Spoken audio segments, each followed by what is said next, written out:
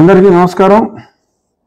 ఈరోజు ఉదయం సుమారు 9 గంటల ప్రాంతంలో ఒక శుభవార్త వినటం జరిగింది టీవీ ద్వారా.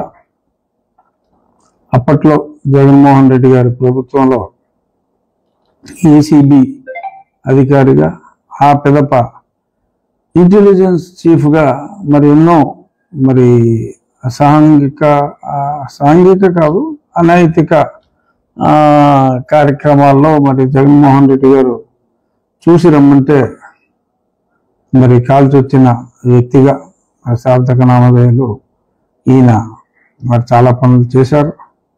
అందులో ఒకటి ముందుగా నాది, ఆ తర్వాత కొన్ని సంవత్సరాల తర్వాత జైత్వాని actress, Hindi actress.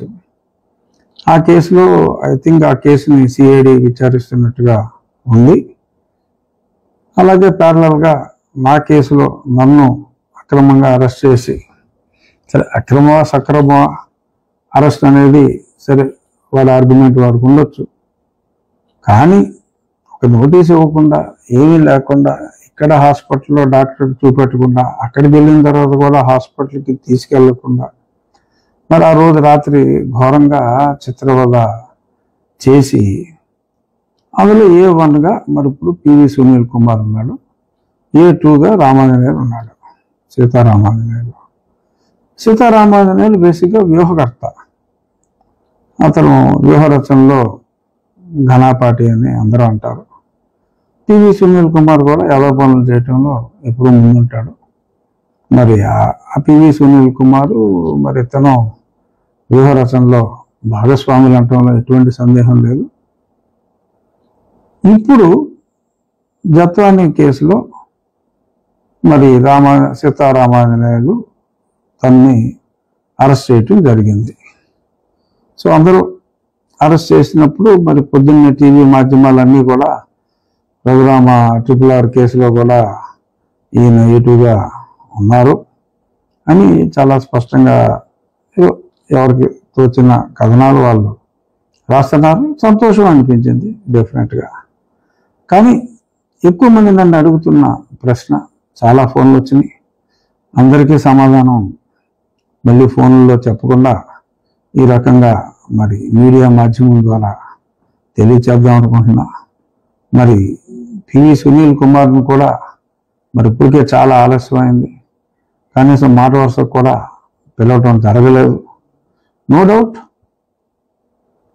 Ongole police అధికారులు ఒక క్రమ పద్ధతిలో విచారణ చేస్తున్నారు. కానీ దెబ్బలు తిన్నాడు నాలాంటోడు అట్లీస్ట్ మోటారు వాహనం అంటే హై ఎండ్ BMW బెంజ్ గారిలా కాకపోయినా అట్లీస్ట్ మారుతి 800 వేగం అన్నా సరే ఊహించుకోవటంలో తప్పులేదు. కాకపోతే నడక రోడ్డు రోలర్ లాగా నడుస్తుంది వేగం. సరే రోడ్డు రోలర్ లాగా నడిచినా అది వేగం తక్కువైనా దాని బరువు గట్టిగా ఉంటుంది. ఒకసారి తొక్కిందంటే చాలా గట్టిగా తొక్కుతుంది అని పాజిటివ్గా తీసుకునే వ్యక్తిని నేను. కానీ ఆలస్యం అవుతుంది, సంవత్సరం అయింది. ఆ సునీల్ నాయక్ అని ఉన్నాడు అసలు దొంగ, అతడు సరే అప్పుడు బీహార్ పోయాడు కదా, సరే వీళ్ళు దొరుకుతారు, వీళ్ళే చెప్తారని అనుకున్నాం. ఇప్పుడు ఆ సునీల్ నాయక్కి నోటీస్ ఇస్తే, ఎందుకంటే అప్పుడు స్పాట్లో ఆ పక్కగదిలో ఉన్నాడు, చాలామంది స్టేట్మెంట్స్ ఇచ్చారు. ఈ సునీల్ నాయక్ అన్నవాడికి చెప్తే వాళ్ళు వినలేదు, పొరను వాతలు పో అని చెప్పి పంపించాడు. సాలిడ్గా అసలు కంప్లైంట్ నా మీద సువోమోటో కంప్లైంట్ ఇచ్చింది ఆ సునీల్ నాయక్. ఆ సంతకం పెట్టింది ఆడు. ఆ రోజు జైల్లో తిరుగుతున్నాడు, ఈ జైలు నుంచి ఆ జైలు బోరు కట్టాడు అని నాకు సాక్షి సంతకం పెట్టాడు. దీన్ని బట్టి అర్థమైపోయింది మీ క్వాలిటీ ఆఫ్ ద కేసు, వీళ్ళకి ఈ సాక్షి వాడికి ఎటువంటి సాక్ష్యాలు జరుగుతారో అనేది ఆ బోరగడ్డ అనిల్ కుమార్ని చూస్తేనే సమాజానికి అర్థమవుతుంది వీళ్ళు ఎంత గొప్ప వాళ్ళు. ఆ సునీల్ నాయక్ అన్నారు ఎక్స్టెన్షన్ ఇస్తా అన్నారు, ఏమన్నారు ఇది చెప్పిన ఏదో పనులన్నీ అటు చేసాడు. అది రానంటున్నాడు ఇప్పుడు బీహార్ నుంచి. ఎందుకంటే నేను వారు రానంటున్నారు ఈ తొక్కలో డైలాగులకి అనవసరం అనుకున్నాను. ఎందుకంటే మరంతా గట్టిగా బిహేవ్ చేస్తున్నారు. రానంటున్నాడు అక్కడి నుంచి. నేను రావక్కర్లేదు, కావాలంటే మీరే రండి అంటున్నా అంట. మరి వీళ్ళు వెళ్ళాలి.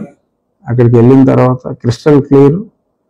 మరి ఎలా అయితే ఈ ఆఫీసర్ని సీతారామాంజనేయులు IPS మరి ఎలా అయితే అరెస్ట్ చేశారో మరి అదే బాటలో ఇప్పుడు వేగం పుంజుకుంది.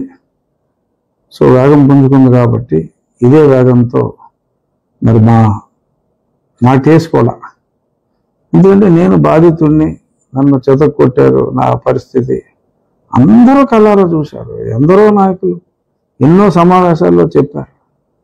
మిలిటరీ హాస్పిటల్ రిపోర్ట్లు ఉన్నాయి. అయినప్పటికీ మరి ఇంకా చేశారు.